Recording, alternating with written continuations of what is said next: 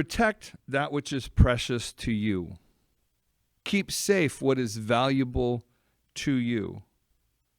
Is an atmosphere for miracles important to you? Let's sort some things out and assign worth or rank them in importance to see where the presence of God ranks in our life. And we're going to look today at Luke chapter 23, verses 1 through 12. And we'll be focused kind of on verses 8 and 9. But let me read this for you first. It says, "And the whole multitude of them arose and led him unto Pilate. And they began to accuse him, saying, We found this fellow perverting the nation and forbidding to give tribute to Caesar, saying that he himself is Christ the king. And Pilate asked him, saying, Art thou the king of the Jews? And he answered him and said, Thou sayest. Then said Pilate unto the chief priests and to the people, I find no fault in this man. And they were more fierce, saying, He stirreth up the people, teaching throughout all Jewry, bringing from Galilee to this place. When Pilate heard of Galilee, he asked whether the man were a Galilean. And as soon as he knew that he belonged unto Herod's jurisdiction, he sent him to Herod, who himself also was at Jerusalem at that time. And when Herod saw Jesus, he was exceeding glad, for he was desirous to see him for a long season, because he had heard many things of him, and he hoped to have seen some miracle done by him. Then he questioned with him in many words, but he answered him nothing. And the chief priests and the scribes stood and vehemently accused him. And Herod with his men of war set him at naught, and mocked him, and arrayed him in a gorgeous robe, and sent him again unto Pilate. And the same day Pilate and Herod were made friends together, for before they were at enmity between themselves. So that's the part we're going to focus on. And I just want to kind of set this up at the beginning here for you. It says that this multitude took him to Pilate, and they started accusing him. They started accusing him, saying, We found this person perverting the nation. I don't know, that may just sound a little too 2021. He was perverting the nation and forbidding to give tribute to Caesar or giving honor to the government, saying that he himself is Christ the king, that he's above government, there's something higher than our worship of government. Gosh, does that sound at all like 2021? Oh, you can't say that. We'll have to ban you from social media. Oh, you can't think that. We'll have to change how you think. We have to change terms. You're not woke enough. Woke is a joke. Anyway, and Pilate asked him, saying, Are you the king of the Jews? And Jesus answered and said, You said it. I didn't say it. You said it. Kind of back at you a little bit. See, understand the perversion of the political. Men absent a right relationship with God focus on politics. Now, they may not call it politics, but that's what they focus on, because they focus on power, their own power. When we remove God as the seat of power, then we become focused on our own power, and we worship other men. Oh, he's a great ball player. He can throw 100 miles an hour. So we'll worship him. We'll pay money to have his name on a copy of his jersey or whatever. So power begins to take control. And power, man's power is closely tied to jealousy. We're jealous about our power. We're jealous to make sure that someone else doesn't steal some of our political power, our status power. We have to have that. We call it competitive nature, but there's a point at which it's just plain pure jealousy, that it's corrupted. And the perversion of politics is such that there's power being craved, there's jealousy being experienced, and there's stupidity that abounds. And I don't know how else to describe it, because there's things that the political calls ignorance or stupidity, and it's not. It's planned out. It's part of the power and the jealousy side of things. But just the fact that that's the realm in which some people are operating is, in fact, by its own history, the definition of stupidity. Maybe dumb like a fox. And there's spin. You know, it doesn't mean what you think it means. It means something else, and we can put a twist on it and all the different things that go with that. How can we make this a bad thing when it's good? How can we make this a good thing when it's bad? And what people think is more important than what the reality is. That's spin. That's political spin. And so you see this going on at the beginning of this chapter. We don't find anything, but we're you know, hey, he's perverting the nation by telling the truth. He's perverting the nation by asking people to have a relationship with God. He's perverting the nation by saying that the answer to all of our problems isn't government, but in fact, it's found in God. And he is pumping himself up as Christ the King, or Christ is King, or Christ a King, is the way the King James says it, which, by the way, was true. But this truth is perverting our nation. Well, if truth is perverting your nation, maybe your nation's perverted already. If you're absent truth, all you have is lies. He's tearing down our house of cards. Don't let him do it. And so Pilate says, I don't find no fault, and they're become more fierce.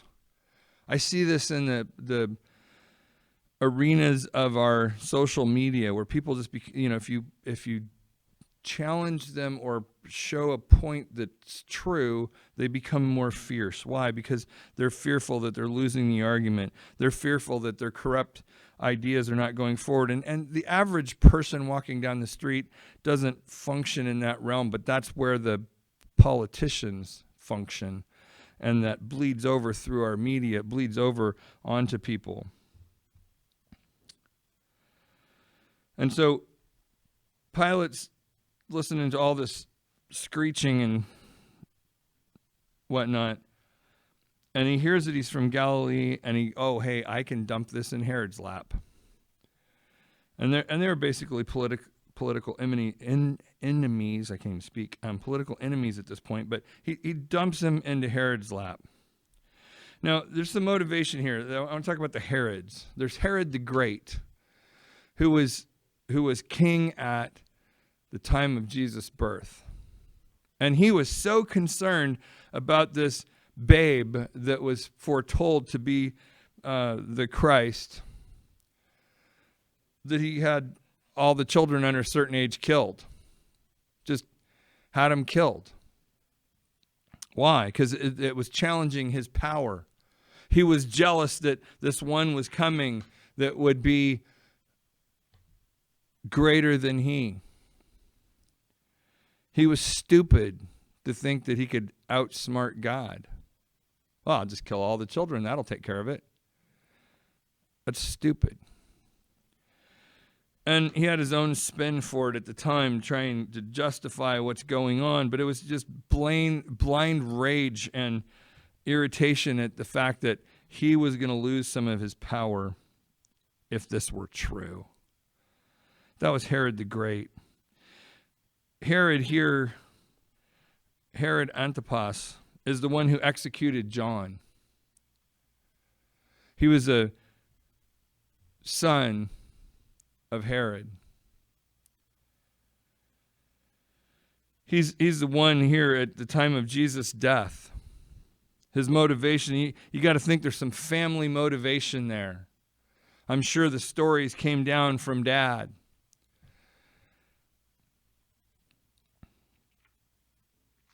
So, it says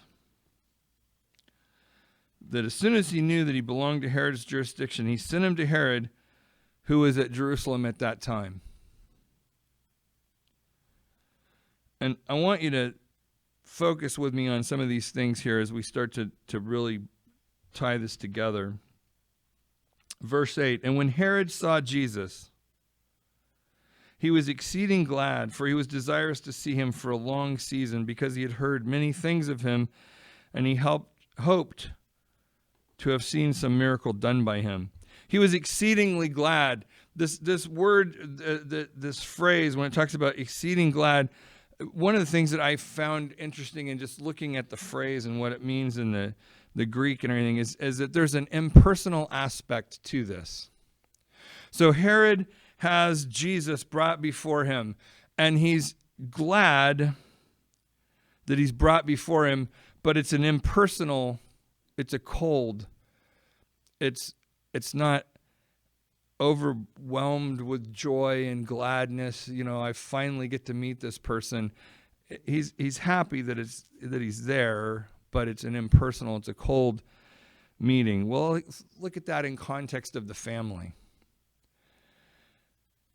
This family's power, Jesus has been a thorn in their flesh for his dad and now for him. And so there's an impersonal, oh good, finally, I get to see him. I get him in front of me. That's what's going to happen. And it says that he was desirous to see him for a long season. Actually, the word season is added there. It's desirous to see him for a long, and it really is idea. He was disposed or inclined for a while. He'd been inclined for a while or disposed for a while to see Jesus. And he's happy about that now he's in front of him. So I want you to understand that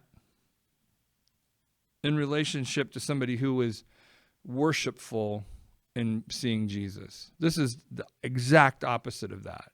He's pleased that you're finally here in front of me. I've wanted to see this for some time.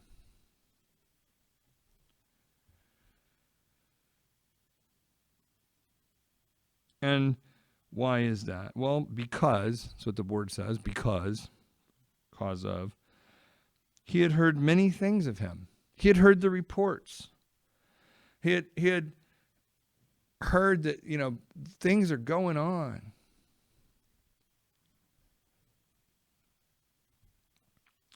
And he hoped to have seen some miracle done by him. He had hope to see some evidence that Jesus was somebody. As long as I can remember, he's been a thorn in the Herod's family. He's been a problem, and I'd like to see some evidence of these miracles that I've heard about. So I'm glad that we have the opportunity to have you here in front of me. I've wanted this for some time.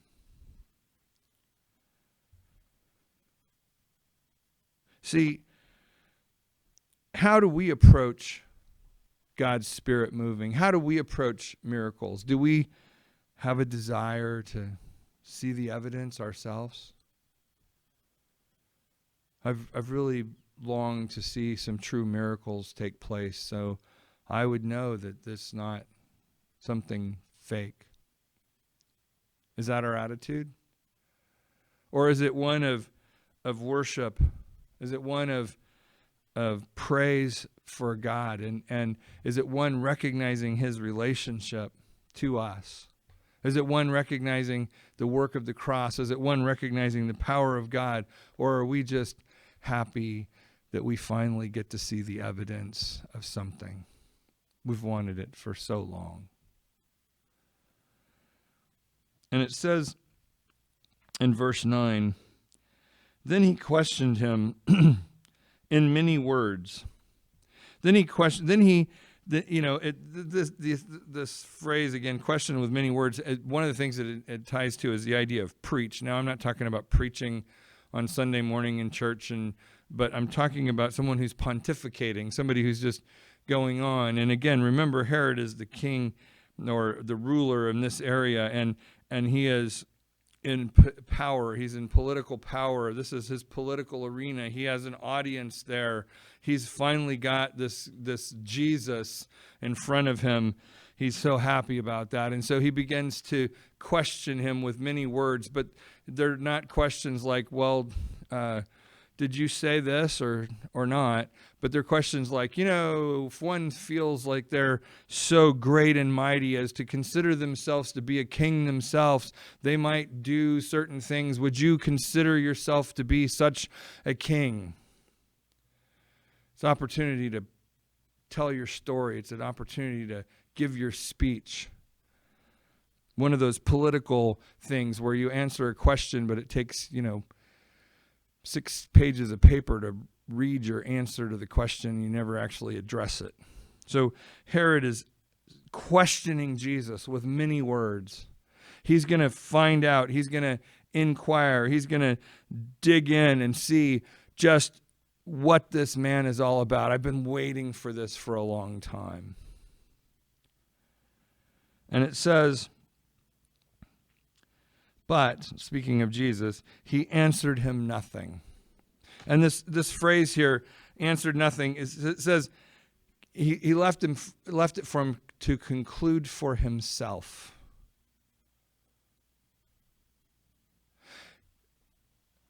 Herod had desire to see evidence that Jesus was this person that he had been built up to be to Herod for so many years. And Jesus left him after many words, after many questions and words, to conclude for himself.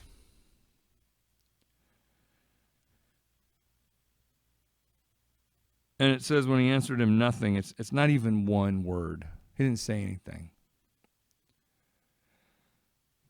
And you could take that and say, well, here's someone who wanted to know and Jesus didn't give him the answers. I don't understand that. That's not the case. This is not one who wanted to know Jesus. This is one who wanted to advance his own agenda. This is one who wanted to disprove or prove that Jesus was something special. Had he proved that he was something special, was he going to take a different stance with him? No. Herod was just going to push him into the corner because he was not interested in giving any power to Jesus. He had his own political power, and that's what he was concerned with. And Jesus left him to conclude for himself. Now here's the reality. We have to conclude for ourselves what our relationship with Christ is. We can make him a teacher. Oh, he was a great teacher.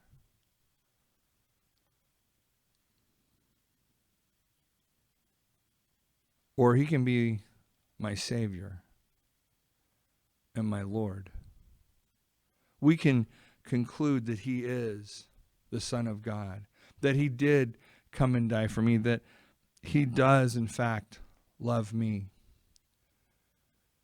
Or I can take the very aloof and measured position that, well, he was a wise man and a good teacher. And some of the things he did may even be true versus some kind of analogy or comparative, or maybe it's just a little bit of hype, overblown. I tried God, it didn't work for me. Set apart from those things, we can show our own wisdom. Well, this is the reasons why I don't believe the Bible is wholly true. I question this and I question that. I'm so smart, As we've talked about this series, An Atmosphere for Miracles, there's been 3 main points. Now, there's sub-points within that, but 3 main points about an atmosphere for miracles. They are that we need the presence of God, the manifest presence of God, that we need faith, and faith comes from Jesus Christ. We need faith present in that atmosphere. The Bible's very clear. There's times when the person in need of a miracle has the faith. There's times when the person praying has need of faith. There's times when God, through Jesus Christ, is the faith in that situation. There's times when there's variations of all of that. But faith is necessary. And there needs to be relationship. I've talked about it being in right order, etc. But there needs to be relationship with Christ. There needs to be relationship with God and who God is. We've talked about it in terms of worship and praise. But those things need to be in place.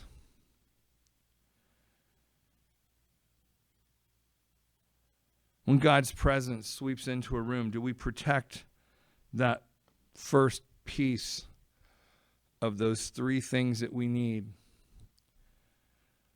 Or do we allow things to distract us? Do we allow the environment to distract us? You know, the enemy is great, and the presence of God will begin to fall in a place.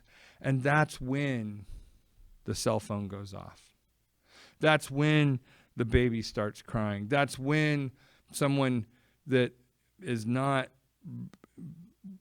hearing from God decides they need to, do something, and it draws attention in their direction. Why? Because we're trying to disrupt that presence. The enemy is trying to disrupt that presence because that first piece of the puzzle is in place. And then the second thing that happens is faith. And maybe that's when someone will question.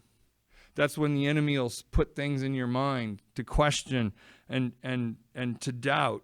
So do you protect that moment? Do you protect that presence? Do you not allow something to distract you away? Do you have a way for dealing with the distraction that is not adverse to the presence of God being in the room? Do you have the ability to take your thoughts captive and not allow your faith to be pulled down the rabbit hole, so to speak, and go a different direction? Because the enemy will definitely try and do that. And are we focused on right relationship with Christ? Are we focused on who he is? Are we focused on he being the source? Or are we just looking to see some evidence that, maybe there's something special here? Or are we protecting that relationship? God, I want you to be Lord of my life. Father, I want you to reveal yourself to these people that they can have a greater relationship to you. Where's our focus? Where's our protection? We used to do a prayer group in our home for a long period of time, a Monday night group. My aunt, my uncle really headed that up. There was much to learn there. It's a great environment. Saw many miracles, saw many things God move in that atmosphere.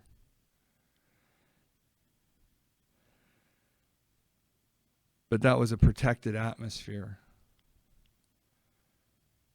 It was not okay for that atmosphere to be impacted by outside things. The saints, those that ministered, those that had experience with that environment, that atmosphere for miracles, guarded it jealously. Yes, I'm trying to say it right. Did I get it? Okay. So it was, it was something where if there was a distraction, it was dealt with. And the focus on God became all the more intense because of the interruption, if you will. It's hard sometimes in a church service. You may be at that point where the Spirit of God starts to move and you can feel the spirit of prophecy moves in and something's about to happen. And that's when somebody will stand up and say, can I give a testimony? And their intent may be fine. Their timing is horrible. And that becomes one of the challenges for pastors is how to deal with, you don't want to hurt somebody. But that's a moment when maybe they're being pulled in a direction that's just the wrong direction. And, I try to guard with jealousy the move of God. I try and protect the move of God. Don't want to offend anybody. Don't want to be harsh on anybody. But I'm a big believer in that if you're going to say that God said something, be sure that God said it. Don't just, it feels kind of like it might have been an okay thing. I'll just blurt this out. By the same token, I'm not trying to say people shouldn't move in things when they feel God has spoken to them or God is directing them in a certain way. Absolutely, you should. But there's a responsibility to know, and that's where you can go to your church elders and say, this is what I'm feeling. This is what I think's happening. What do you think? And it doesn't have to be done standing up in the middle of the room hollering it out for everybody. You can literally go to one of the church elders and say, I feel like this is, and they can help you confirm until you know God's voice. It says, my sheep know my voice.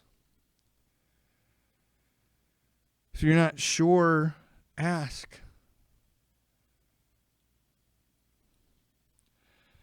In the Garden of Gethsemane, Jesus asked the disciples to stay and pray, and they fell asleep. Why? Because they didn't recognize the moment. They didn't recognize the value of prayer in that moment. And so they were distracted by what? Well, by their fatigue, by their boredom, by all of those things.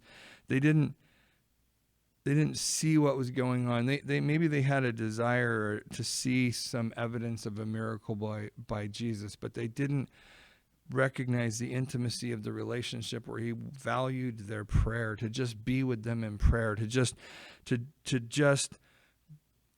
do battle on his behalf in the Spirit.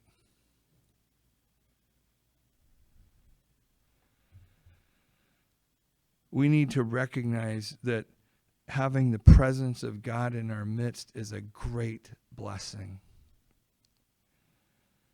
And we can say, well, it says, where two or three are gathered in his name, there he'll be also, or there I'll be also.